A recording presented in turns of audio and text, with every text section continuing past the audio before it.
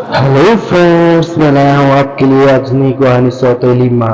एक दिल छू लेने वाली कहानी। लोग उसे संभालते थे। दादी की तो लाडली थी। उसके पापा सचिन की दूसरी शादी करने का प्रयास चालू था, पर यह 7 साल की बच्ची कुछ न कुछ करके अपने पापा का रिश्ता जुड़ने नहीं देती थी। उसकी दोनों नानी और दादी उसे समझा समझा कर थक गई थी। बेटा, कभी सौतेली माँ बुरी नहीं होती। हम ना तुम्हें अगर तकलीफ दी तो हम उस पर चिल्लाएंगे, डांटेंगे, लेकिन उसके मन में बार बार डर आ रहा था कि सौतेली माँ मुझे तकलीफ देगी। पापा भी उसकी ही सुनेंगे और उसकी माँ की आखिरी याद, मतलब उसका मंगलसूत्र, वह भी सौतेली माँ को दे देंगे। ऐसे उसे लगता था। सभी को टेंशन हो रहा कि उसे कैसे समझा। उसकी माँ का मतलब सुनीता एक एक्सीडेंट में 2 साल पहले इस दुनिया से चली गई।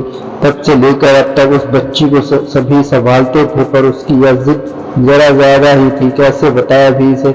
उसकी दादी ने उसकी ही मसूरी भाई की लड़की पसंद कर ली थी। उसकी भी शादी होकर तलाक हो गया था और उसे एक लड़का भी था, पर वह बच्ची सुनने को तैयार ही नहीं थी। वह लड़का है, मतलब उसे ही सब प्यार करेंगे, मुझे से नहीं। मन में वहम बैठाया, वो इस शादी को नहीं होने देगी, ऐसी जिद पकड़कर बैठी थी। उसके बाद उसके जिद के आगे सचिन भी नहीं बोल सका। दोनों दादी और नानी काफी चिंतित हो गई। बाद में सुनीता की माँ ने समस्या का समाधान निकाला। सुनीता की एक दोस्त माया, जिसकी उम्र हो चुकी थी, इसलिए उसकी शादी तय नहीं हो रही थी। उसके घर जाकर नानी ने सब हकीकत बताई। वह सब सुनने और समझने के बाद भी माया शादी के लिए तैयार हो गई। इस वजह से दोनों नानी और दादी काफी खुश हो गए। अब सचिन क्या कहता है, उसकी उसकी उनको चिंता हो रही थी। खुद सास ही बोल रही थी, इसलिए जमाई तैयार हो गया। लड़की को मिलने के लिए सचिन ने माया से मिलने का तय किया। मुलाकात के दिन सचिन ने माया से कहा कि मैं सिर्फ नव्या के भविष्य के लिए और अपनी माँ की इच्छा के लिए तैयार हुआ हूँ। मेरी तरफ से बाकी कोई भी उम्मीद मत करो। यह सुनते ही बहुत बुरा लगा माया को, पर कितने दिन घर वालों के ताने सुनने, इसलिए माया तैयार हो गई और शादी भी हो गई। उसके घर की परिस्थिति इतनी अच्छी नहीं थी। इस वजह से उसकी माँ बाप ने माया को कोई भी जेवर नहीं दिया और नव्या ने अपनी माँ का मंगलसूत्र भी नहीं देने दिया। बाद में सुनीता की माँ ने माया की माँ बनकर सब कुछ किया। नव्या माया को बहुत परेशान करती थी।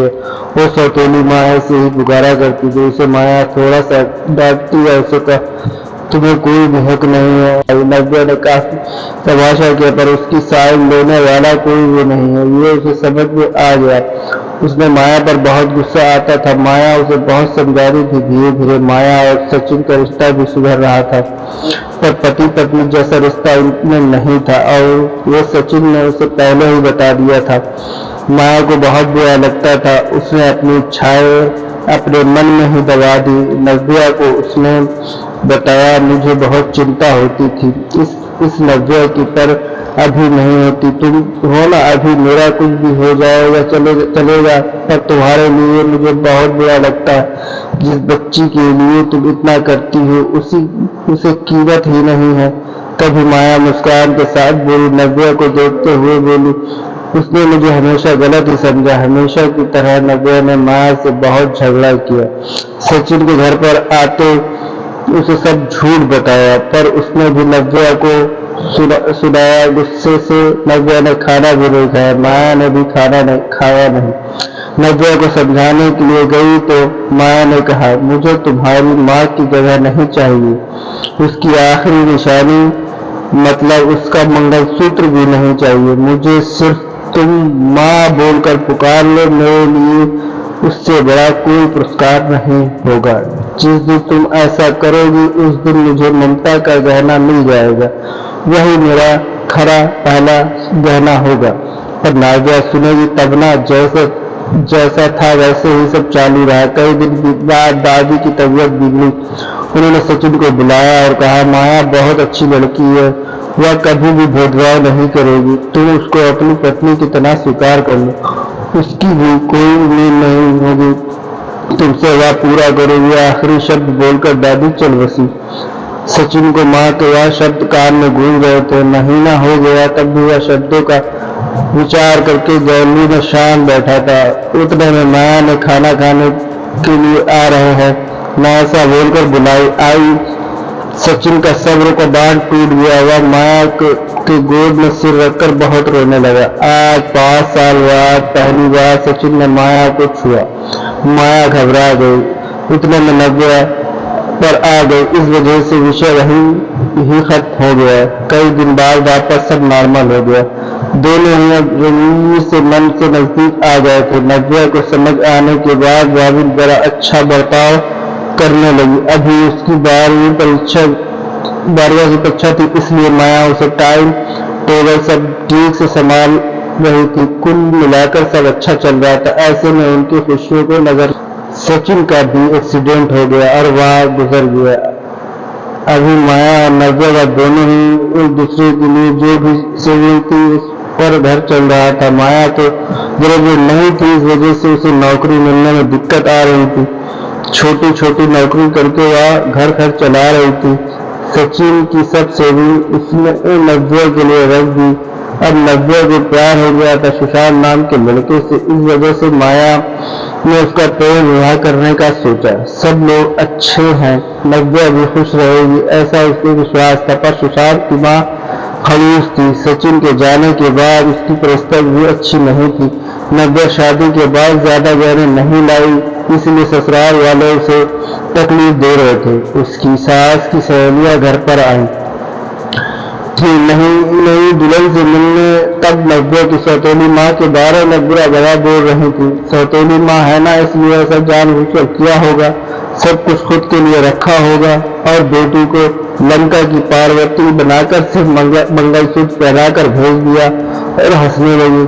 अभी उसका खुद पर का नियंत्रण टूट गया। मेरी माँ की आखिरी याद मतलब यह मंगलसूत्र है जो मेरी इच्छा थी कि मैं इसे पहनूं। यह मंगलसूत्र मेरी माँ का आशीर्वाद का हाथ है और मेरी माया को बुरा भला बोलने का तुम्हें कोई भी हक नहीं है।